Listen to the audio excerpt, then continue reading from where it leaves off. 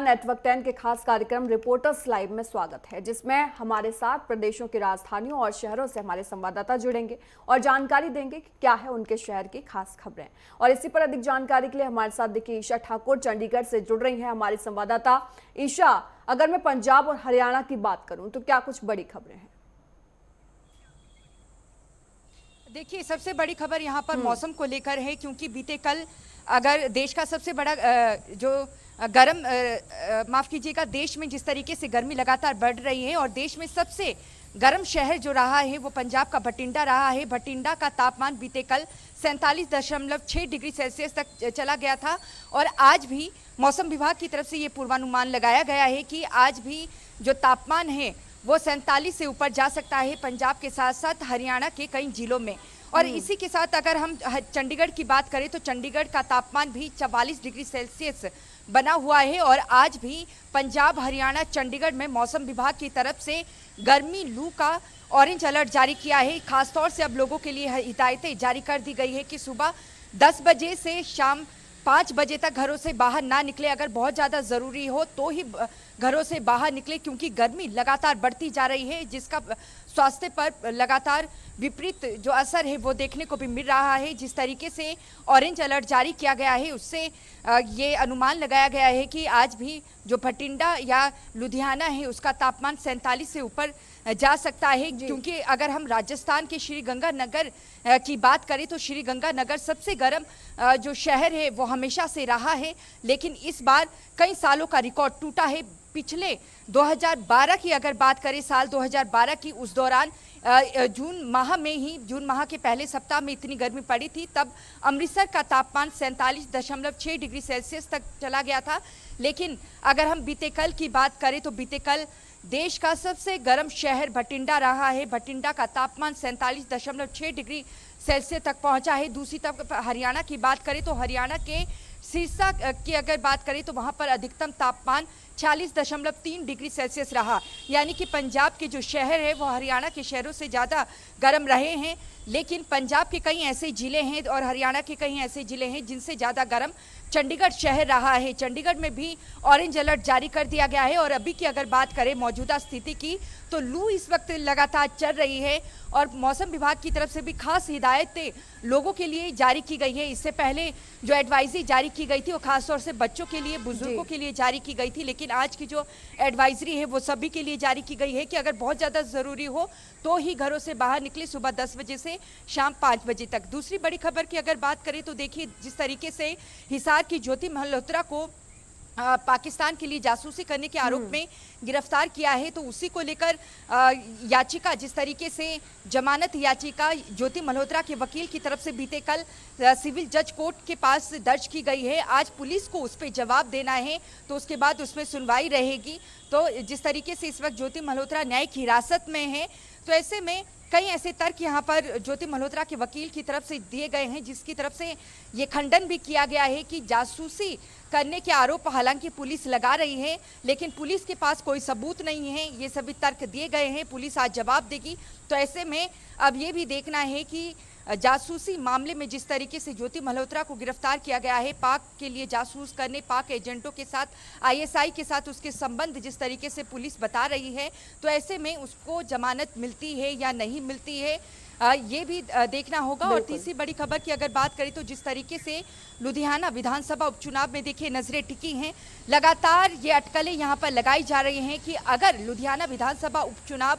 आम आदमी पार्टी जीत जाती है तो वहां राज्यसभा सीट से आप सुप्रीमो अरविंद केजरीवाल केंद्र की राजनीति में जाएंगे, तो राज्यसभा की एक सीट जो खाली होगी उस पर अरविंद केजरीवाल अपना दाव खेल सकते हैं। अभी अटकलें लगातार तेज हो रही हैं। 8 दिन का वक्त यहां पर प्रचार के लिए रह गया है। भारतीय जनता पार्टी की तरफ से बीते कल चुनाव प्रचारकों की जो लिस्ट है वो भी जारी कर दी गई है, जिसमें रेखा गुप्ता की बात करें जो कि दिल्ली की मुख्यमंत्री हैं, वो खासतौर से पहुंचेगी लुधियाना, चुनाव प्रचार करते हुए नजर आएगी। इसके अलावा मजिंदर सिंह सिरसा को भी चुनाव प्रचार के लिए मैदान में उतारा गया है। खासतौर से जो यहाँ पर प्रचारकों की लिस्ट भारतीय जनता पार्टी ने जारी की है उसमें हरियाणा और साथ साथ दिल्ली के नेताओं को तवज्जो दी है, क्योंकि लोकसभा चुनाव के नतीजों के बाद दिल्ली, हरियाणा और महाराष्ट्र की अगर बात करें तो वहाँ पर भारतीय जनता पार्टी ने जीत की हैट्रिक लगाई है। तो ऐसे में अगर इन राज्यों की बात करें तो यहाँ के नेताओं को तवज्जो दी है इस विधानसभा उपचुनाव में, जो लुधियाना में 19 तारीख को होने जा रहा है। मतदान 19 को होगा, 23 को नतीजे आएंगे। तो चुनाव प्रचारकों की जो लिस्ट है बीजेपी ने जारी कर दी है, लेकिन यहाँ पर अभी भी अगर देखा जाए टक्कर अगर किसी दो पार्टी के बीच में नजर आ रही है फिलहाल, तो वो कांग्रेस और आम आदमी पार्टी के बीच में है। जी बिल्कुल, देखिए तमाम अपडेट्स आपने बताए, तमाम बड़ी खबरें ईशा आपने बताई, लेकिन सबसे पहले चर्चा हम कर लेते हैं और चर्चा करेंगे तमाम खबरों की। लेकिन देखिए इसी पर हमारे साथ देखिए हमारी एक और संवाददाता दिल्ली से पल्लवी श्रीवास्तव लाइव जुड़ गई हैं। पल्लवी, आपके पास आते हुए अगर मैं दिल्ली की बड़ी खबरों की बात करूं तो क्या आप कहेंगे?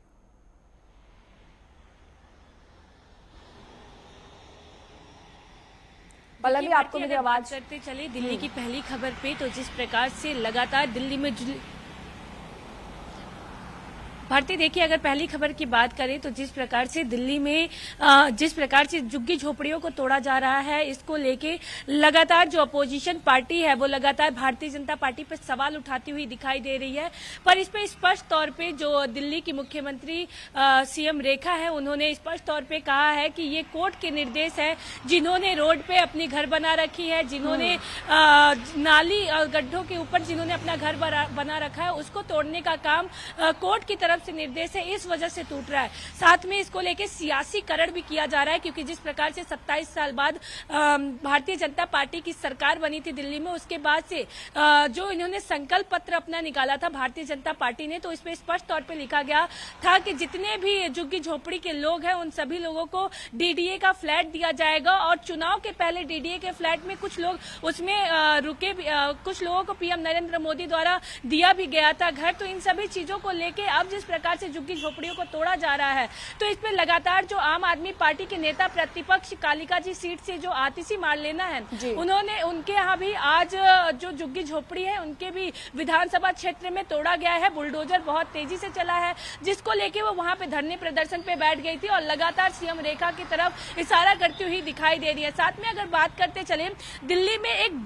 बस मार्शल की जो सैलरी रोक दी गई थी, उन सभी चीजों को भी लगातार लेकर सवाल उठाए जा रहा है, क्योंकि ये अरविंद केजरीवाल की जब सरकार थी, आम आदमी पार्टी की जब सरकार थी, तो बस मार्शल की जो सैलरी थी उसे रोक दी गई थी। उसके बाद से लगातार जो अभी भारतीय जनता पार्टी की सरकार बनी है, तो इसमें लगातार सीएम रेखा के आवाज पे, यानी शालीमार बाग से जहां से सीएम रेखा विधायक है, वहां पे लोग जाके उनके घर के बाहर कहीं ना कहीं प्रोटेस्ट करते हुए आज दिखाई दिए हैं। साथ में अगर तीसरी बड़ी खबर की ओर जाते हैं तो दिल्ली में अभी इस वक्त सबसे ज्यादा गर्मी पड़ रहा है, क्योंकि अगर देखते चले अधिकतम तापमान जो यहाँ का है वो 45 डिग्री सेल्सियस पार जा चुका है। अगर न्यूनतम तापमान की बात करें तो 30 से लेकर 29 डिग्री सेल्सियस दिल्ली का जो अभी तापमान है वो रह चुका है। और नेटवर्क 10 की तरफ से आईएमडी से भी बात की गई, तो आईएमडी का स्पष्ट तौर पे कहना था कि 3 दिन तक ऑरेंज अलर्ट दिल्ली में रहेगा और लगातार ऐसे ही जो मौसम के अभी तापमान बढ़ते हुए दिखाई दे रहे हैं वो भी अभी लगातार ऐसे ही रहने वाले हैं। साथ में ही जैसे ही क्योंकि मानसून चलने वाला है, मानसून का महीना भी आ रहा है, तो बारिश से कहीं ना कहीं लोगों को राहत मिल सकती है, ऐसा मानना आईएमडी का स्पष्ट तौर पे कहना है कि 12 से 13 तारीख के बीच में शाम को हल्का बूंदीबांदी के साथ बरसात हो सकती है, जिससे दिल्ली वालों को थोड़ी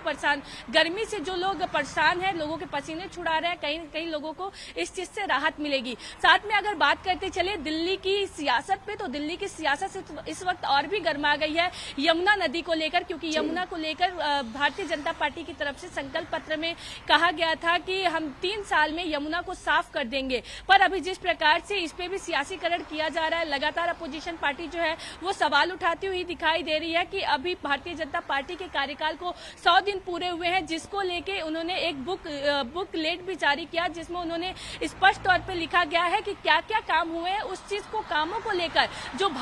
जो आम आदमी पार्टी है और कांग्रेस की भी तरफ से लगातार कहीं ना कहीं इस पे सियासीकरण किया जा रहा है और लगातार भारतीय जनता पार्टी पे सवाल उठाए जा रहे हैं। साथ में अगर दिल्ली के पॉल्यूशन की अगर बात करें तो लगातार पॉल्यूशन से बचाने के लिए जो पर्यावरण मंत्री है मनजिंदर सिंह सिरसा, वो भी लगातार काम करते हुए दिखाई दे रहे हैं। और आज वो एक पेड़ माँ के नाम लगाने का एक कार्यक्रम उन्होंने रखा। सुबह 7 बजे से लेकर 9:45 तक ये कार्यक्रम उनका चला और वहां पे उन्होंने जो वहां के लोग थे उन लोगों से भी पेड़ लगाया। और खास मनजिंदर सिंह सिरसा और पीडब्ल्यूडी के जो मंत्री हैं प्रवेश साहिब सिंह वर्मा, उन्होंने भी वहां पे पेड़ लगाया और जनता को संबोधन दिया। ठीक है, तमाम बड़ी खबरों से देखिए आपने रूबरू कराया। पल्लवी, आपके पास वापस लौटूंगी। ईशा, आपके पास आते हुए देखिए, सबसे पहले आपने बात की कि यहाँ पर जो स्थिति है वो खराब बनी हुई है, संदिग्धों की भी बात देखिए सामने आई, लेकिन सियासत पे पहले बात कर लेते हैं। सियासत में अब क्या लग रहा है, किसमें टाइट फाइट आपको नजर आ रही है? क्योंकि देखिए पहले हमने देखा तो हमें ऐसा लग रहा था कि कांग्रेस और आम आदमी पार्टी के बीच में, फिर हम थोड़ा आगे और चले तो हमें लगा कि आम आदमी पार्टी और बीजेपी के बीच में। अब आपको किस तरीके की ग्राउंड जीरो पर तस्वीरें दिख रही हैं?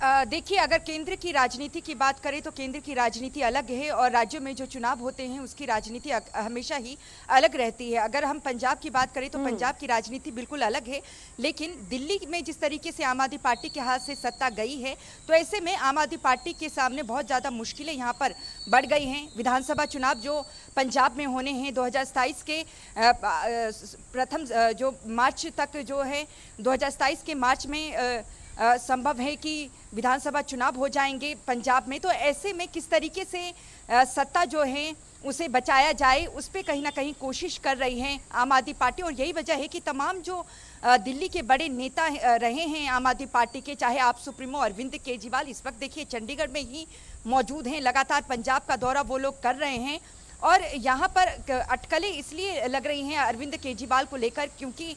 जिस तरीके से दिल्ली के चुनाव तो देखिए गुजरात में भी लड़ा गया था, हिमाचल प्रदेश में भी, हरियाणा में भी, लेकिन वहां पर कोई करिश्मा नहीं कर पाई थी आम आदमी पार्टी। तो ऐसे में अब खुद को पार्टी के तौर पर किस तरीके से मजबूत किया जाए, क्योंकि अगर पंजाब से सत्ता खिसकती है हाथ से आम आदमी पार्टी के तो आम आदमी पार्टी का कोई अस्तित्व नहीं रह जाएगा। और यही वजह है कि लगातार जो तमाम दिल्ली के जो आम आदमी पार्टी के नेता हैं वो यहाँ पर मौजूद है। चुनाव प्रचार भी लगातार लुधियाना विधानसभा उपचुनाव के लिए करते हुए नजर आ रहे हैं। लेकिन पंजाब की राजनीति की अगर बात करें तो यहाँ पर सीधे तौर पर अगर टक्कर है तो आम आदमी पार्टी और कांग्रेस के बीच में है। लेकिन अगर बीजेपी की बात करें तो बीजेपी अगर लुधियाना विधानसभा उपचुनाव के लिहाज से देखा जाए तो फिलहाल बीजेपी यहाँ पर कमजोर स्थिति में है, क्योंकि कैंडिडेट भी सबसे अंतिम तिथि में ही यहाँ पर उतारा गया था भारतीय जनता पार्टी की तरफ से। हालांकि बड़े नेताओं को चुनाव प्रचार में यहाँ पर उतारा जाएगा। दिल्ली की मुख्यमंत्री रेखा गुप्ता यहाँ पर पहुंचेंगी, पूर्व मुख्यमंत्री हरियाणा और केंद्र में मंत्री ऊर्जा मंत्री मनोहर लाल खट्टर चुनाव प्रचार करेंगे, नायब सिंह सैनी जो कि मौजूदा मुख्यमंत्री हैं हरियाणा के वो चुनाव प्रचार करेंगे। लेकिन अभी जो स्थिति है पंजाब में बीजेपी की वो कमजोर है। 2027 तक कहीं ना कहीं ये आंका जा रहा है कि बीजेपी खुद को मजबूत जरूर करेगी, क्योंकि दिल्ली की अगर बात करें तो दिल्ली में जिस तरीके से आम आदमी पार्टी को सत्ता से बाहर करके भारतीय जनता पार्टी ने सत्ता में काबिज हुई है और वहां पर जिस तरीके से सिख चेहरे को तवज्जो दी गई है, जिसमें बड़ा नाम मनजिंदर सिंह सिरसा का ही है। चुनाव प्रचार के लिए वो पहले भी आए हैं, अब दोबारा से पहुंचेंगे। 2 दिन पहले भी यहीं पर मौजूद थे, तो वो यहाँ पर पहुंचेंगे, चुनाव प्रचार करेंगे। तो बीजेपी चाहती है कि कहीं ना कहीं आम आदमी पार्टी को जिस तरीके से दिल्ली में हराया है उन्हीं मुद्दों को लेकर पंजाब में उतरा जाए और उन्हीं मुद्दों को लेकर यहाँ पर घेरा जाए। दूसरी तरफ अगर हम ऑपरेशन सिंदूर की बात करें तो ऑपरेशन सिंदूर को लेकर देखिए लगातार प्रधानमंत्री नरेंद्र मोदी पर यहाँ पर निशाना साधा जा रहा है कांग्रेस नेता राहुल गांधी की तरफ से। लेकिन अब कहीं ना कहीं राहुल गांधी बैकफुट पर नजर आ रहे हैं, क्योंकि जो सर्वदलीय प्रतिनिधि मंडल विदेशों में गया था और वहां पर ऑपरेशन सिंदूर को लेकर अपनी बात भी रखी थी, उसमें सभी पार्टियों के नेता थे। कांग्रेस के नेताओं की तरफ से भी प्रधानमंत्री नरेंद्र मोदी की तारीफ की है, उनकी कार्यप्रणाली की तारीफ की गई है और जो कदम प्रधानमंत्री नरेंद्र मोदी की तरफ से उठाए गए उसकी सराहना की है। चाहे आप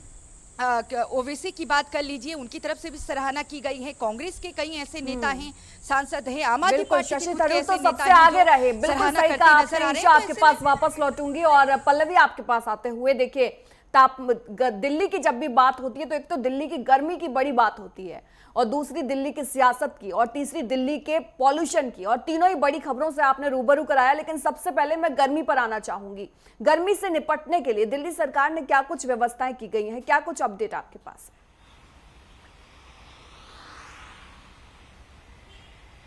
देखिए, अगर बात करते चले, अगर दिल्ली में जिस प्रकार से गर्मी पड़ रही है तो इसको लेकर लगातार जो दिल्ली सरकार है वो सड़कों पे भी काम करती हुई दिखाई दे रही है। और अगर आपको बताते चले 111 जो टैंक है वो पानी के चलाए गए हैं, और जितने भी झुग्गी झोपड़ी के लोग हैं जिनके पास पानी नहीं पहुंच पाता है, क्योंकि दिल्ली में जैसे ही गर्मी आती है वैसे ही पानी की समस्या जो है वो हाई लेवल पे चला जाता है। तो इसको लेके जो सरकार है वो लगातार 111 टैंक निकाले हैं और हर झुग्गी झोपड़ी में ठंडे पानी पिलाने का लोगों को प्रयास कर रही है। साथ में अगर आपको बताते चले कि जितने लोग भी बस या ट्रेन से सफर करते हैं और जितने भी एनडीएम की तरफ से जितने भी बस लगते हैं उन सभी जगह पे एक जल दूत लगाया गया है जहां से लोग फ्री में पानी पी सके, क्योंकि जब लोग ट्रैवल करते हैं तो आसपास दुकान न होने की वजह से सरकार ने जो है दिल्ली सरकार ने वहां पे एक जल दूत का प्रयोग किया है, जिसमें से लोग ठंडा, नॉर्मल और गर्म पानी पी सकते हैं, वो भी निःशुल्क होगा। इसको लेके जो स्वास्थ्य मंत्री हैं पंकज सिंह, उन्होंने उसका कल इनॉग्रेशन भी किया और लोगों को बताया भी इसके बारे में कि ये किन किन लोकेशन पे मौजूद रह सकता है, और अभी भी इस पे काम चलता हुआ दिखाई दे रहा है। साथ में अगर बात कर ले पॉल्यूशन की, तो जिस प्रकार से गर्मी बहुत ज्यादा पड़ती है और जब गर्मी के बाद हल्की बूंदाबांदी के साथ बरसात होती है तो यहाँ पे बहुत जोरों की हवा चलने की वजह से पॉल्यूशन कहीं ना कहीं देखने को मिलता है। और दिल्ली में पॉल्यूशन भी सबसे ज्यादा होता हुआ दिखाई दे रहा था जब अरविंद केजरीवाल यानी आम आदमी पार्टी की सरकार थी। पर अभी तक जो आंकड़े आए हैं, जब से भारतीय जनता पार्टी की सरकार आई है 3-4 महीने से, तब से जो एक्यूआई लेवल है वो कहीं भी अभी 200 या 100 में ही लिपट के तब्दील होके रह गई है। पर इस पे भी जब धुंध भरी हवाएं चलती हैं तो कहीं ना कहीं पॉल्यूशन बढ़ता हुआ दिखाई दे रहा है। इसको लेके भी दिल्ली सरकार ने स्मॉग गन लगाया है, जिसको लेके लगातार छिड़काव हो रहा है, पेड़ों पे लगातार छिड़काव किया जा रहा है, सड़कों पे लगातार छिड़काव किया जा रहा है। इन सभी चीजों से बचने के लिए, पॉल्यूशन से बचने के लिए, गर्मी से बचने के लिए दिल्ली सरकार लगातार कहीं ना कहीं मुहिम चलाती हुई दिखाई दे रही है। साथ में अगर बात करते चलिए, जिस प्रकार से गर्मी इतना ज्यादा पड़ रही है तो इसमें लोगों के ज्यादातर घर जलने की भी आशंका दिखाई दे रही है। अगर आपको बताते चले कि दिल्ली में कल 2 ऐसी जगह थी जहां पे कई लोगों के फ्लैट जो टॉप फ्लोर होती थे, मतलब 7 और 8 फ्लोर जो थे वो जल के राख हो गए थे। तो इसको भी लेके लगातार जो दिल्ली सरकार है वो फायर ब्रिगेड हो गई या पानी की जो व्यवस्था हो गई लोगों की, वो बढ़ाने की कोशिश की जा रही है और लगातार इस पे काम करती हुई दिल्ली सरकार दिखाई दे रही है। ठीक है पल्लवी, आपके पास वापस लौटूंगी। ईशा, आपके पास आते हुए, देखिए राहुल गांधी को हम पिछले दिनों से देख रहे हैं, काफी पकड़ बनाने की कोशिश जो है राजनीति में वो लगातार करते हुए नजर आ रहे हैं, लेकिन पकड़ बनाने के लिए मुद्दे भी चुनने पड़ते हैं। अगर चुनाव जीतना है तो सटीक मुद्दे चुनने होंगे, लेकिन ऑपरेशन सिंदूर में तो खुद ही बैकफुट पे कांग्रेस नजर आ रही है, जैसा कि आपने कहा। और कौन कौन से मुद्दे ग्राउंड जीरो पर नजर आ रहे हैं? बिल्कुल, देखिए ऑपरेशन सिंदूर को लेकर जिस तरीके से राहुल गांधी लगातार प्रधानमंत्री पर तंज कस रहे हैं और उसको लेकर कहीं ना कहीं जो पाकिस्तान है इस मुद्दे को भुनाता हुआ नजर आ रहा है। और पाकिस्तान के रक्षा मंत्री राहुल गांधी के वो वीडियो भी रखते हैं लोगों के सामने कि देखिए कि जो देश की अगर बात करें तो देश में प्रधानमंत्री पर सवाल, अपने ही प्रधानमंत्री पर सवाल वहाँ के विपक्ष के नेता उठा रहे हैं। तो ऐसे में जो राहुल गांधी हैं उनकी छवि भी कहीं ना कहीं इससे खराब हुई है कि ऑपरेशन सिंदूर को लेकर वो जिस तरीके से प्रधानमंत्री पर निशाना साध रहे हैं, भारतीय सेना को भी सवालों के कटघरे में खड़ा कर रहे हैं। तो इसको लेकर भी कहीं ना कहीं राहुल गांधी की जो है छवि कह सकते हैं कि खराब हुई है। लेकिन जो दूसरे मुद्दे हैं, चाहे आप संविधान के मुद्दे की अगर बात कीजिए, संविधान के मुद्दे को 2 लोकसभा चुनाव में यहाँ पर कांग्रेस ने भुनाया, इंडिया गठबंधन ने भुनाया, उसका फायदा कहीं ना कहीं कांग्रेस को जरूर हुआ लोकसभा चुनाव में। लेकिन बाद में जब भारतीय जनता पार्टी ने जो सर्वे करवाया उसमें जो रिपोर्ट सामने आई तो उन्हें यही सर्वे में सामने आया कि संविधान को लेकर जिस तरीके से राहुल गांधी खासतौर से निशाना साध रहे थे कि अगर 400 पार का आंकड़ा यहाँ पर बीजेपी कर जाती है लोकसभा चुनाव में तो संविधान बदला जाएगा। तो संविधान को लेकर बीजेपी ने कई कार्यक्रम किए, देखिए अभी भी कार्यक्रम किए जा रहे हैं जिसमें बताया जा रहा है कि एक गलत प्रचार किया गया चुनावों के दौरान कि संविधान को बदला जाएगा, जबकि डॉक्टर भीमराव अंबेडकर जो कि संविधान निर्माता हैं, उन्हें ज्यादा सम्मान जो किसी ने दिया तो वो भारतीय जनता पार्टी है, एनडीए है। इसको लेकर जो बीजेपी है उनकी तरफ से कार्यक्रम भी चलाए जा रहे हैं। तो इसको लेकर भी बैकफुट पर हैं राहुल गांधी। लेकिन राहुल गांधी अब कोशिश कर रहे हैं कि किसी तरीके से जो कांग्रेस है उसको मजबूत किया जाए। जो अंदरूनी अंतकलह है जो कांग्रेस के नेताओं के भीतर देखने को मिलते हैं, राजस्थान में सचिन पायलट और अशोक गहलोत के बीच जिस तरीके से अंतर्कलह देखने को मिल रही थी, उसे फिलहाल थमाने का काम राहुल गांधी ने ज़रूर यहाँ पर किया है। बीते दिनों ही सचिन पायलट और अशोक गहलोत की मुलाकात हुई है। अगर हम मध्य प्रदेश की बात करते हैं, वहाँ पर कमलनाथ दिग्विजय सिंह की आपस में बनती नहीं है, जीतू पटवारी की बनती नहीं है, उन्होंने भी एक मंच पर लाने की कोशिश की है। लेकिन राहुल गांधी देखिए, जो पुराने नेता हैं जो कांग्रेस के साथ जुड़े हुए हैं, उन्हें कहीं ना कहीं दरकिनार करते हुए नजर आ रहे हैं। और राहुल गांधी लगातार कह रहे हैं कि अब तवज्जो युवाओं को दी जाएगी और जो बड़े नेता हैं जो अपनी महत्वाकांक्षा ऊपर रखते हैं कांग्रेस पार्टी से, उन्हें बिल्कुल भी तवज्जो नहीं दिया जाएगा। ऐसे में जो बड़े नेता, जो पुराने नेता हैं, वो कहीं ना कहीं खफा राहुल गांधी की इस कार्यशैली से चल रहे हैं। और हरियाणा की बात करें तो हरियाणा में जिस तरीके से 11 साल से संगठन बना नहीं है, अंदरूनी अंतर्कलह के चलते ही ये संगठन नहीं बना। अब 10 तारीख से 30 जून का समय दिया गया है पर्यवेक्षकों की संगठन यहाँ पर खड़ा किया जाए, जिला अध्यक्षों के आवेदन लिए जाए। लेकिन जो बैठकें भी बीते कल ली गई है, उसमें विधायकों से जब राय ली गई तो उनकी तरफ से यही कहना था कि पूर्व मुख्यमंत्री भूपेंद्र सिंह हुड्डा जिसे कहेंगे उन्हें ही जिला अध्यक्ष बना दिया जाए। तो अभी भी जो कांग्रेस है उन चीज़ों से निकल नहीं पाई है। जो पुराने नेता हैं उनका दबदबा यहाँ पर चल रहा है, वो भी नहीं चाहते हैं कि उनके अलावा किसी दूसरे को यहाँ पर जिला अध्यक्ष चुना जाए या संगठन में लाया जाए। लेकिन राहुल गांधी पूरी कोशिश यहाँ पर ज़रूर कर रहे हैं, लेकिन जो राष्ट्रीय मुद्दे हैं उस पर भुनाने की कोशिश वो ज़रूर करते हैं। लेकिन जो ऑपरेशन सिंदूर है, जिससे देश की भावना जुड़ी हुई है और जिसको लेकर उन्होंने प्रधानमंत्री तक निशाना साधा और प्रधानमंत्री पर अभी भी कटाक्ष कसे जा रहे हैं कि डोनाल्ड ट्रंप के आगे सरेंडर प्रधानमंत्री ने किया है और पाकिस्तान के आगे भी, तो उसको लेकर इसलिए वो बैकफुट पे हैं राहुल गांधी, क्योंकि जो सर्वदलीय प्रतिनिधि मंडल है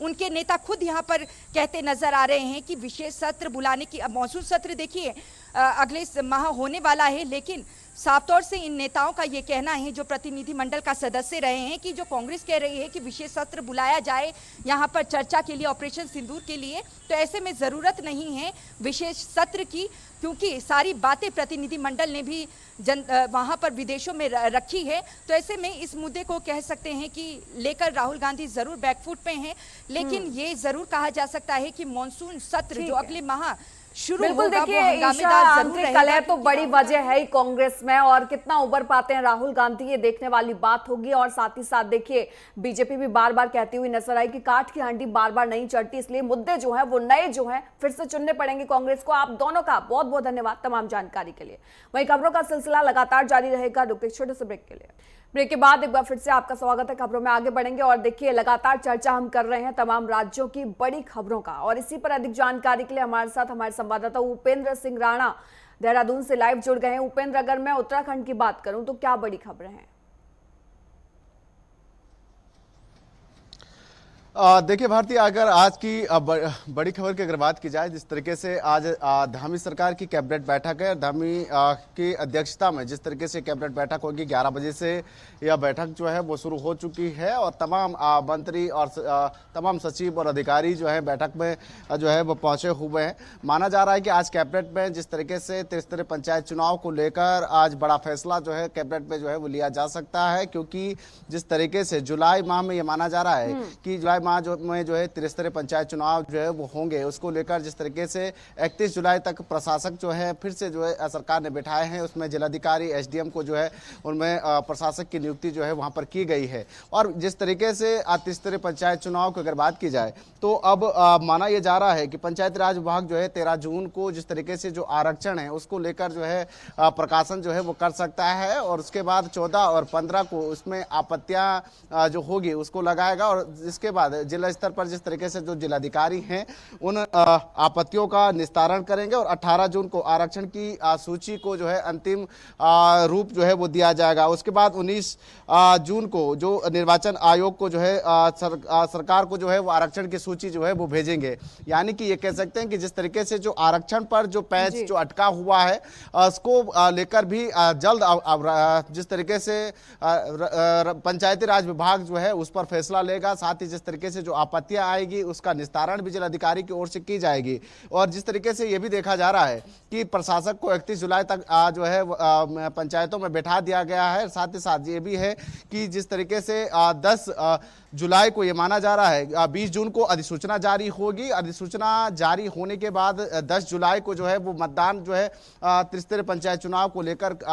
की जाएगी। जिस तरीके से अगर देखा जाए तो अगर 2 चरणों में अगर पंचायत विभाग जिस तरीके से अगर चुनाव करवाना चाहते हैं या राज्य चुनाव आयोग अगर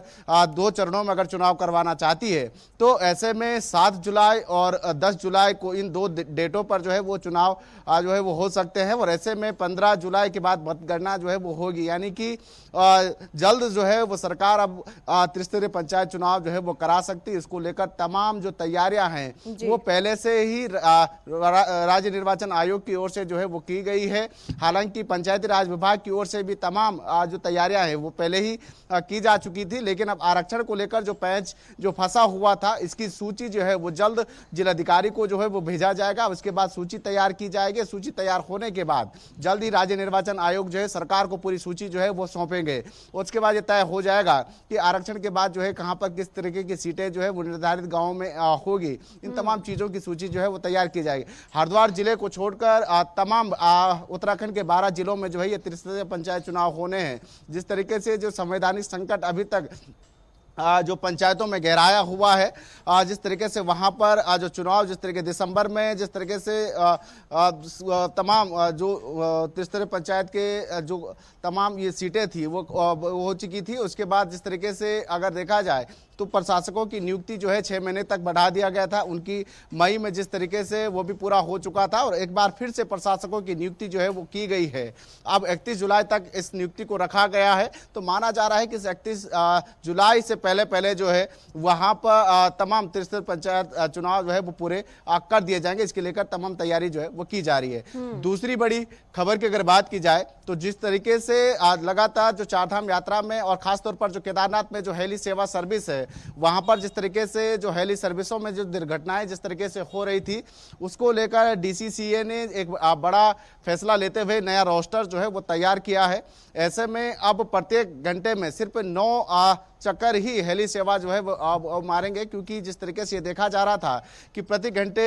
में जिस तरीके से वहां पर जो हेली सर्विसें हैं 24 से 25 जो है लगातार चक्कर जो है वो मार रही थी। और ऐसे में वहां पर वजन यात्रियों को हिसाब से जिस तरीके से वजन घटाने को लेकर भी जिस तरीके से डीसीसीए ने जो नियम निर्धारित किए हैं कि 4 यात्री से ज्यादा जो है कोई भी यात्री जो है वो जिस तरीके से हेली सेवा में जो है वो नहीं जाएंगे, क्योंकि ये देखा गया है कि अभी तक 1 महीने का पूरा समय यात्रा को बीत चुका है, 1 महीना से ज्यादा का, और अभी तक से 4 से 5 दुर्घटनाएं जो है वो हेली सर्विस के दौरान जो है वो हो चुकी है। इसको लेकर बड़ा फैसला जो है वो लिया गया है। अब ये देखना होगा कि किस तरीके से जो नियम ताक पर रखते हुए जो हेली सर्विसेज जो उड़ान भर रही थी, अब जिस तरीके से जो डीसीसीए ने जो एक नया रोस्टर तैयार किया है उसके बाद किस तरीके से चारधाम यात्रा जो है वो चलती है, खासतौर पर जो केदारनाथ के लिए जो हेली सर्विसेज जो चल रही है उस पर किस तरीके से जो है अब हेली सर्विसेज काम करती है, ये देखने वाली बात होगी। तीसरी बड़ी खबर की अगर बात की जाए तो जिस तरीके से देहरादून नगर निगमों में जिलाधिकारी ने जिस तरीके से निरीक्षण किया और उसमें जिस तरीके से ये पाया गया कि जो आउटसोर्स के जरिए जो स्ट्रीट लाइट और तमाम जो सफाई कर्मचारी जो वहां पर जो लगाए गए थे आउटसोर्स के माध्यम से, उनका जो है वो सत्यापन नहीं किया गया है। ऐसे में उन्होंने जिस तरीके से 18 मई को ही ये निरीक्षण के दौरान ये फैसला लिया था कि इनका जल्द से जल्द जो है वो सत्यापन किया जाए, लेकिन इनका अभी तक जो है कोई सत्यापन जो है वो नहीं किया गया। ऐसे में जिलाधिकारी काफी नाराज जो है वो दिखे हैं। उन्होंने गृह विभाग को तुरंत इसकी रिपोर्ट जो है वो भेजने को जिस तरीके से कहा है, तो ऐसे में कहीं ना कहीं ये देखा जा रहा है कि जिस तरीके से जब उनका सत्यापन नहीं किया गया, साथ ही जो उनका तमाम जो सैलरी और तमाम सारे जो कामकाज जिस तरीके से उनके द्वारा जो किए गए हैं उसका किस तरीके से जो है अब निगमों ने सत्यापन किया होगा, तो इस पर जो है वो अब जांच जो है वो की जा सकती है। इसको लेकर काफी नाराज जो है जिलाधिकारी जो है वो दिखे हैं। तो ऐसे में अब देखना होगा कि किस तरीके से जांच जो है इसमें होती है और आगे क्या कुछ कार्रवाई जो है देहरादून नगर निगम में जो है देखने को मिलती है। ठीक है, हमारे साथ हमारे संवाददाता अजहर हुसैन भी श्रीनगर से जुड़ गए हैं लाइव। अजहर, अगर मैं जम्मू कश्मीर की बात करूं तो क्या बड़ी खबरें हैं?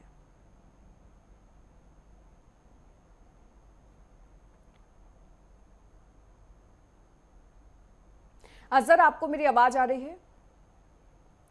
चलिए वापस अजहर के पास लौटूंगी, लेकिन उपेंद्र आपके पास आते हुए देखिए, त्रिस्तरीय पंचायत चुनाव की बात जो है वो लगातार की जा रही है। विपक्ष के द्वारा भी लगातार हमला बोला गया था, कोर्ट की तरफ से भी हिदायत दी गई और तमाम सवाल जो है वो राज्य सरकार पर उठे। हालांकि राज्य सरकार ने ये जरूर कहा कि चारधाम यात्रा चल रही है, प्रशासन की कमी है, सुरक्षा कर्मियों की कमी है, जिसकी वजह से बैलेंस करने में थोड़ी सी मुश्किल हो रही है। लेकिन अभी देखिए, त्रिस्तरीय पंचायत चुनाव जो है वो सबसे बड़ा मुद्दा उत्तराखंड में बने हुए हैं। क्या आपको लगता है कि जो विपक्षी दल है वो इसका फायदा उठा सकते हैं या फायदा उठाने के लिए बिल्कुल तैयार बैठे हुए हैं? देखिए, त्रिस्तरीय पंचायत चुनाव में अगर देखा जाए तो काफी लंबे समय से जो है इसकी मांग चल रही थी, क्योंकि दिसंबर में जिस तरीके से पंचायतों के कार्यकाल खत्म हो चुके थे, तमाम प्रधानों के जिला अध्यक्षों से लेकर तमाम जो क्षेत्र पंचायत हैं उनके जिस तरीके से जो कार्यकाल है वो दिसंबर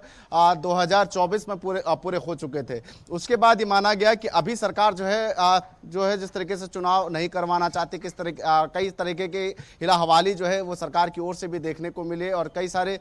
पैमाने और आरक्षण का जिस तरीके से मुद्दा उठा कि आरक्षण जो है वो नहीं हो पा रहा है, अभी उस पर जो है आरक्षण तय होना है, उसके बाद जो है चुनाव संभव होंगे। लेकिन उसके बाद जिस तरीके से प्रधानों को और जिस तरीके से प्रशासक बनाया गया और 6 महीने का कार्यकाल जो है फिर से उन प्रशासकों के हाथों में छोड़ा गया और 6 महीने पूरे होने के बाद जिस तरीके से मई में पूरे 6 महीने पूरे हो चुके थे और ऐसे में भी उम्मीदें ये लग रही थी कि जल्द से जल्द चुनाव होंगे। लेकिन अब जो है जिस तरीके से एक काफी बड़ा दबाव जिस तरीके से कोर्ट की ओर से भी मिला, तमाम लोगों से, तमाम जो प्रधान संगठन हैं, तमाम लोगों के उससे जिस तरीके से सरकार पर एक दबाव जिस तरीके से बन रहा है, ऐसे में अब सरकार जो है जल्द से जल्द चुनाव कराने को लेकर पूरी तरीके से तत्पर जो है वो दिखाई दे रही है। हालांकि अभी जिस तरीके से आज कैबिनेट बैठक है, कैबिनेट बैठक में यह माना जा रहा है कि आज उस पर जो है जरूर फैसला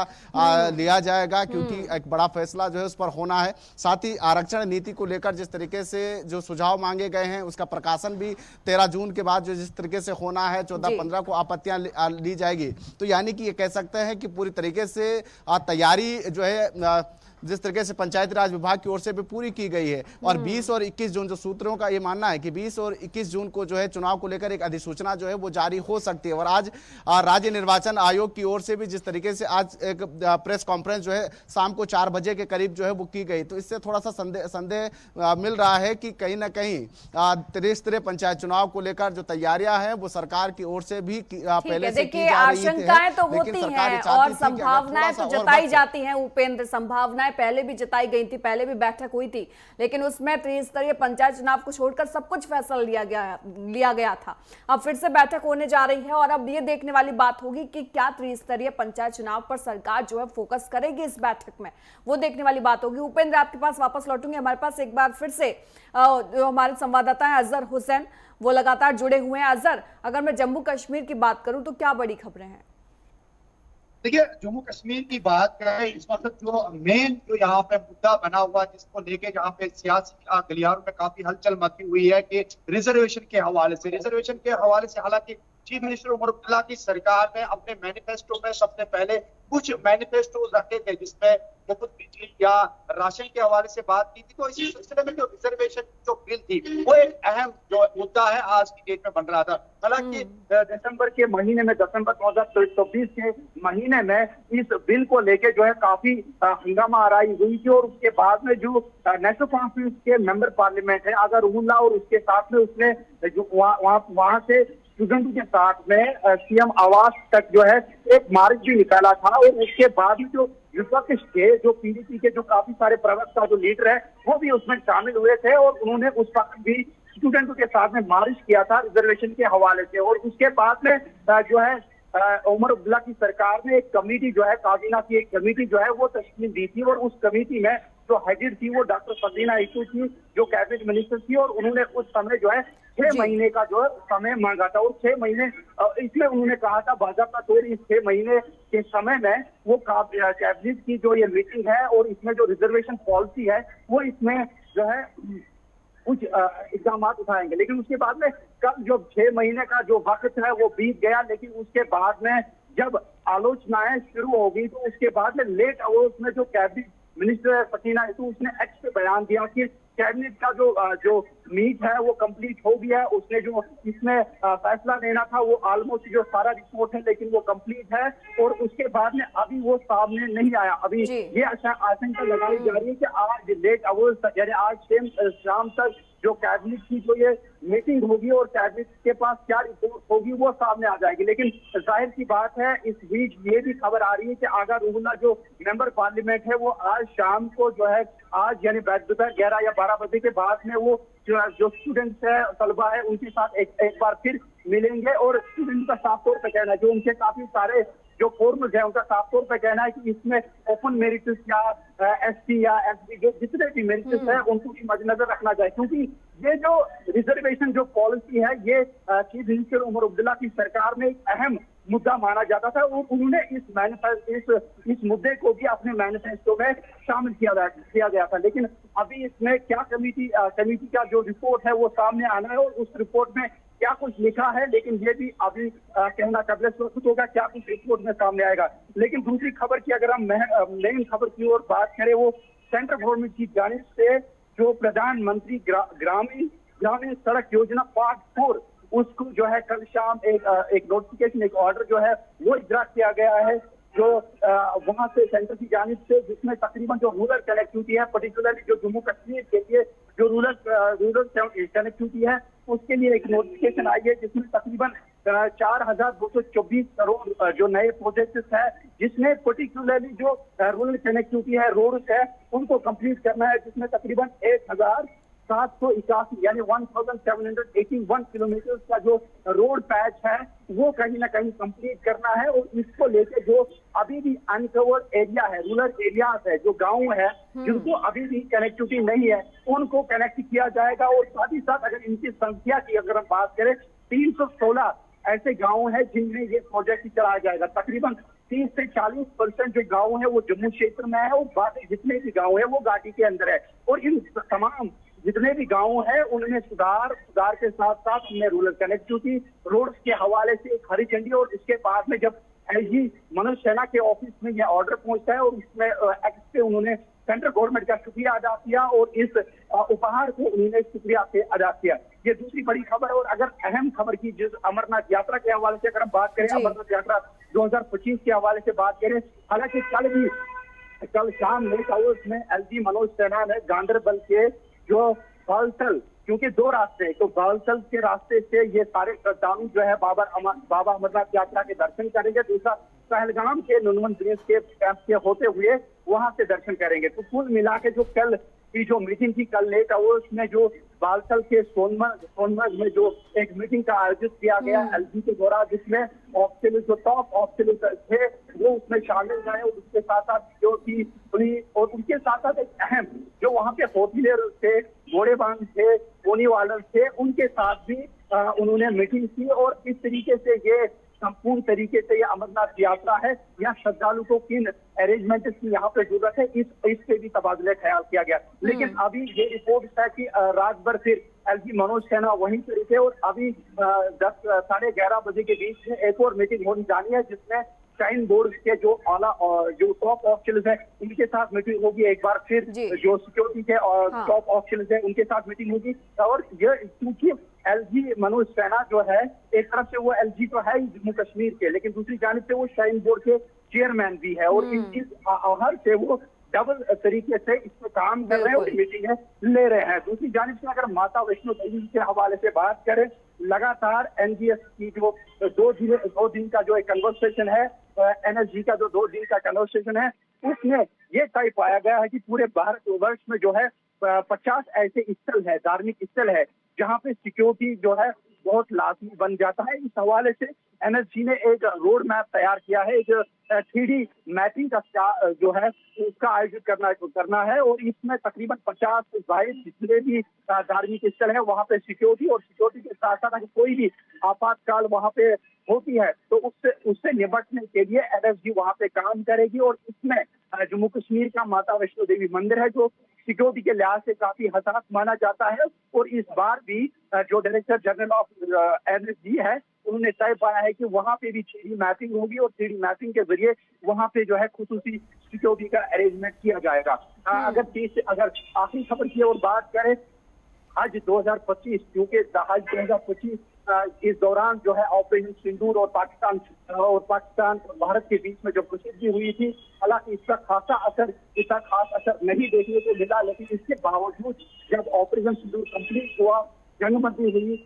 LOC पे जब खामोशी हुई, फिर उसके बाद में फिर इसको दोबारा से इसको रिज्यूम करना पड़ा। लेकिन अब हज जो है कंप्लीट हुआ है, तकरीबन जो है 17 जून को जो है घर वापसी होगी और 17 जून को जो है पहली फ्लाइट जो है कश्मीर आएगी, जो जिद्दा से स्टार्ट होगी, जिसमें तकरीबन 170 हाजी जिसमें होंगे और वो हज करके वापस आएंगे। और इस बार अगर हम जिद्दा की बात करें या सऊदी अरब में जो टेम्परेचर था तकरीबन 50 के करीब, 40 सिटी से तकरीबन 50 डिग्री सेल्सियस जो है वहां पे गर्मी रिकॉर्ड की गई थी। और इस दौरान जो हज थे, हुजाज थे, इनके अरेंजमेंट या उनके सेहत का ख्याल जो सेंट्रल गवर्नमेंट की जानिब से काफी सारे वहां पे अरेंजमेंट किए गए थे। इस दौरान तकरीबन जो इनकी संख्या थी जो 3606 जो टोटल हुजाज थे जिन्होंने वहां पे हज किया, इनमें से एक खातून जो थी, जो हज खातून थी, इसकी मौत वाक़ा हुई है और वो भी ऑलरेडी जो उसकी कुछ क्रोनिक बीमारी थी, इस वजह से उसकी मौत वहां पे हुई है। बाकी जितने भी सारे हुजाज थे वो बेहतर सलामत वो वहां पे वापस आए। हालांकि वहां पे हीट वेव का प्रकोप जो है बहुत ज्यादा था वहां पे, तो उसके बावजूद भी वो वापस, ये खुशाई बात है। और इसको लेके जो है 17 जून को पहली फ्लाइट जो है घर वापसी आएगी। अगर हम मौसम के हवाले से बात करें, लगातार हीट वेव का प्रकोप जो है पूरी भारतवर्ष के साथ साथ जम्मू कश्मीर में भी साथ देखने को मिल रहा है। जम्मू की अगर हम बात करें, जम्मू में तकरीबन जो टेम्परेचर है 46.6 यानी 47 डिग्री तक जो है टच किया गया है। और अभी अगर हम मॉर्निंग की बात करें, जो मॉर्निंग में रिकॉर्ड किया गया जम्मू क्षेत्र में, तकरीबन जो सुबह के 7 से 8 बजे जो तापमान था 30 से 35 डिग्री जो है वो वहां पे रिकॉर्ड किया गया है। अगर हम घाटी की बात करें तो घाटी में भी तकरीबन 33.3 यानी 34 डिग्री जो है तापमान वो रिकॉर्ड किया गया है। और इस बीच जो है हेल्थ एडवाइजरी जो है लगातार जो है जो हेल्थ विभाग है उनकी ओर से हेल्थ एडवाइजरी जारी की हुई है। उनका साफ तौर पे और स्पष्ट कहना है कि इस बीच जो है बुजुर्ग, बच्चे, महिलाएं, पर्टिकुलरली जो बीमार है वो घरों में ही रहे ताकि उनकी इस हीट वेव की वजह से वो कोई हादसा न पेश आए। ठीक है अजहर, तमाम बड़ी खबरों से आपने रूबरू कराया, आपके पास वापस लौटूंगी। और उपेंद्र, आपके पास वापस आते हुए, देखिए इन दिनों हम ये भी देख रहे हैं कि उत्तराखंड में जाम की जो समस्या है वो भी बहुत ज्यादा बड़ी हुई है। पर्यटक तो परेशान है ही, स्थानीय लोग भी बड़ी मात्रा में परेशान है। 2 लोगों की मौत भी हो चुकी है जाम से।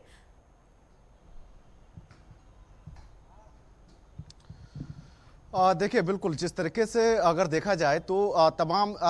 जगहों पर जिस तरीके से भीषण गर्मी जो है वो पड़ रही है, और ऐसे में उत्तराखंड में जिस तरीके से जो पहाड़ी इलाके हैं खासतौर पर वहां पर जिस तरीके से हल्की से मध्यम बारिश, लगातार जो बारिश का सिलसिला जो जारी रहा, उसी का नतीजा है कि सभी लोग जो है उत्तराखंड का जो है ज़्यादातर रुख जो है वो कर रहे हैं। और ख़ासतौर पर जिस तरीके से देहरादून के मसूरी में जिस तरीके से काफ़ी जो है भीड़ जो है वो सैटरडे संडे के दौरान जो है वो खासतौर पर जो है वो देखने को मिल रही है। और इस दौरान देखा भी ये भी गया है कि पिछले सप्ताह जो है जिस तरीके से मसूरी में एक पर्यटक की जो है जिस तरीके से मौत हुई, हालांकि पुलिस ने जिस तरीके से उसको जस्टिफाई करते हुए कहा कि हार्ट अटैक के चलते जो है उनकी पहले ही मौत हो चुकी थी। लेकिन जो भी ये रहा हो, लेकिन ये जरूर देखा गया कि एम्बुलेंस को आने में जिस तरीके से जो है काफ़ी समय जो है वहाँ पर लगा, काफ़ी भीषण जाम जो है वो लगा हुआ था, और उसके बाद उनको अस्पताल पहुँचाते समय जो है उनकी जो है वो मौत हो चुकी थी। और यानी कि ये कह सकते हैं कि काफ़ी भीड़ जो है, ट्रैफिक जाम जो है वो लग रहा है, काफ़ी संख्या में पर्यटक जो है वो घूमने के आ रहे हैं, लेकिन उस तरीके के इंतजामात जो है वो नहीं हो पा रहे हैं जिस तरीके की व्यवस्था जो है पर्यटक को लेकर जो है वो होनी चाहिए। दूसरी, जिस तरीके से जो नीम करोली बाबा का जो जिस तरीके से जो मंदिर है वहाँ पर खासतौर पर सबसे ज़्यादा श्रद्धालु जो है वो काफ़ी संख्या में जो है पिछले सप्ताह जो है वो देखने को मिले, क्योंकि देखा गया कि जिस तरीके से वहाँ पर जिस तरीके से काफ़ी संख्या में श्रद्धालु पहुँचे, है लगभग गर्जिया माता से और जिस तरीके से जो नीम करोली बाबा का जो मंदिर है वहाँ जो किलोमीटर है वो लगभग 10 से 15 किलोमीटर का रास्ता है, लेकिन उस 10 से 15 किलोमीटर का रास्ता तय करने में यात्रियों को लगभग 4 से 5 घंटे का समय जो है वो पूरा लगा, क्योंकि इतना बड़ा जाम जो है वो देखने को मिला। क्योंकि स्थिति ये है कि जिस तरीके से संख्या बढ़ रही है उस हिसाब से सड़कें जो है उस तरीके से चौड़ीकरण जो है वो नहीं हुआ है। कोई जो है जिस तरीके से वहां पर रोड मैप नहीं है कि किस तरीके से यात्रियों को जो है वो भेजा जाए, आउटिंग इन और इन जो है वो किस तरीके से यात्रियों को किया जाए। तो इस तरीके से काफी जाम की समस्याएं जो है वो ऐसे जगहों पर जो है वो देखने को मिल रहा है। ये जाहिर खुशी की बात है कि उत्तराखंड में जिस तरीके से तीर्थाटन पर्यटन पर जो है उत्तराखंड की आर्थिकी टिकी हुई है और इसको लेकर लगातार सरकार जोर देती है कि ज्यादा से ज्यादा संख्या में पर्यटक जो है वो उत्तराखंड घूमने के लिए आए, लेकिन उस तरीके की जो व्यवस्थाएं हैं वो कहीं ना कहीं वो नहीं हो पा रही है जिस तरीके से दुरुस्त व्यवस्थाएं जो है आज ट्रैफिक को लेकर होनी चाहिए। हालांकि पुलिस को लेकर जो है तमाम इंतजाम जो है वो किए जाती हैं, लेकिन उसके बावजूद भी देखे जा रहे हैं कि उस तरीके की व्यवस्थाएं जो है वो नहीं दिख रही हैं सड़कों पर जिस तरीके के पर्यटक के सीजन में जो है वो व्यवस्थाएं होनी चाहिए। क्योंकि जिस तरीके से भीषण गर्मी जो है दिल्ली, राजस्थान तमाम जगहों पर जिस तरीके से हो रही है, तो ऐसे में सभी पर्यटक जो है उत्तराखंड के जो दूरस्थ क्षेत्र हैं वहां पर घूमने के लिए आ रहे हैं, क्योंकि वहां पर जिस तरीके का माहौल है, तापमान में गिरावट है, लगातार बारिश हो रही है, जिस तरीके से जो ऊंचाई वाले इलाके हैं वहां पर हल्की बर्फबारी भी देखने को मिल रही है। तो ऐसे में ज्यादातर जो पर्यटक है वो दूरस्थ जगहों पर जिस तरीके से घूमने के लिए आ रहे हैं, लेकिन उन जगहों पर जो है वो व्यवस्थाएं जो है उनको नहीं मिल पा रही है जिस तरीके की व्यवस्थाएं होनी चाहिए। तो ऐसे में जाम की समस्याएं जो है वो ज्यादातर जो है वो मिल रही है। हालांकि पुलिस प्रशासन से लेकर तमाम सरकार की ओर से ये कहा जा रहा है कि इंतजाम जो है वो पूरे जो है वो किए गए हैं, लेकिन स्थिति अगर देखा जाए तो जाम से जो है तमाम लोगों को जो है कई घंटों तक इंतजार जो है वो करना पड़ रहा है। और ऐसे में जिस तरीके से आपने भी बताया कि 2 लोगों की मौत भी हुई है, तो ऐसे में कहीं ना कहीं एक लापरवाही भी कह सकते हैं और जिस तरीके की जो व्यवस्थाएं हैं उसको दुरुस्त करने की प्रशासन का फेलियर भी यहाँ पर नजर आता है। उपेंद्र, आपके पास वापस लौटूंगी और अजहर आपके पास आते हुए, देखिए चाहे चिनाब पुल की बात हो या अमरनाथ यात्रा की, सभी की नजरें जो है वो जम्मू कश्मीर पर टिकी हुई हैं। अमरनाथ यात्रा को लेकर तमाम तरीके की बातें की जा रही हैं, क्योंकि पहलगाम हमला जब से हुआ है तब से कहीं ना कहीं जो लोग हैं वो कतरा रहे हैं वहां आने में। तो ऐसी इन सारी स्थितियों को देखते हुए क्या कुछ कड़े इंतजाम जो है वो प्रशासन की तरफ से किए गए हैं? और साथ ही साथ चिनाब पुल देखिए हाल ही में मिला है, कितना बड़ा चेंज आप जो है जम्मू कश्मीर में देख रहे हैं, ग्राउंड जीरो पर क्या आप देख रहे हैं? देखिए, अगर हम ग्राउंड जीरो की बात करें, लगातार जब से ऑपरेशन सिंदूर जो है स्टार्ट हुआ है, हालांकि अभी ऑपरेशन सिंदूर जो है जिस तरीके से ऑफिसर्स बता रहे हैं कि ऑपरेशन सिंदूर अभी कंप्लीट नहीं हुआ, ऑपरेशन सिंदूर अभी ऑन गोइंग है, लेकिन उसके बाद में जब पहलगाम अटैक होता है तो गृह मंत्री खुद आ जाते हैं। और उसके बाद में रिसेंटली जो इनॉग्रेशन हुआ वंदे भारत ट्रेन का, जिसमें काफी सारा जो है एक सौगात के तौर पर जम्मू कश्मीर को एक ट्रेन दी थी, उसके साथ साथ तकरीबन 46,000 करोड़ का जो पैकेज है वो मिल रहा है। तो इसके बाद में अगर अमरनाथ यात्रा, बाकी तौर पर सिक्योरिटी फोर्सेस के लिए एक बड़ा चैलेंज है कि अमरनाथ यात्रा को संपूर्ण तरीके से अंजाम दिया जाए, लेकिन इसके बाद में जिस तरीके से मीटिंगें हो रही है, जिस तरीके से लगातार जो बीजेपी के काफी सारे प्रवक्ता है वो अभी पहलगाम में ही है, और उसके साथ साथ काफी सारे जितने भी ऑफिसर्स है, टॉप ऑफिसर्स है, वो पहलगाम का रुख कर रहे हैं और वहां पे जो है सड़कों पे जो है दिख रहे हैं। हम देख रहे थे कल ही जो भाजपा के जो प्रवक्ता है वो रविंदर रैना जी, वो वहां पे मौजूद रहे, वो पैदल चले पूरे पहलगाम के मार्केट में। कहीं ना कहीं एक इशारा था कि पहलगाम अब सेफ है, क्योंकि सिक्योरिटी को काफी टाइट किया गया है। हम अगर स्टार्टिंग पॉइंट जो लखनपुर से अब तो पहलगाम तक या लखनपुर से अब तो बालसल तक जो सिक्योरिटी का जो पैच है, इससे खसूसी जो है सिक्योरिटी लेयर्स लगाए गए हैं, 3 लेयर सिक्योरिटी सिस्टम लगा दिया गया है, और इसके साथ साथ जो है लेटेस्ट टेक्नोलॉजी और जिस तरीके से हम तस्वीर कर रहे हैं कि ठीक है, मतलब हर संभव कोशिश जो है वो बीजेपी की तरफ से केंद्र सरकार और राज्य सरकार दोनों मिलकर ये कर रही हैं कि कहीं ना कहीं लोगों में ये बैठाया जाए कि आप सुरक्षित है जम्मू कश्मीर। आप दोनों का बहुत बहुत धन्यवाद तमाम जानकारी के लिए।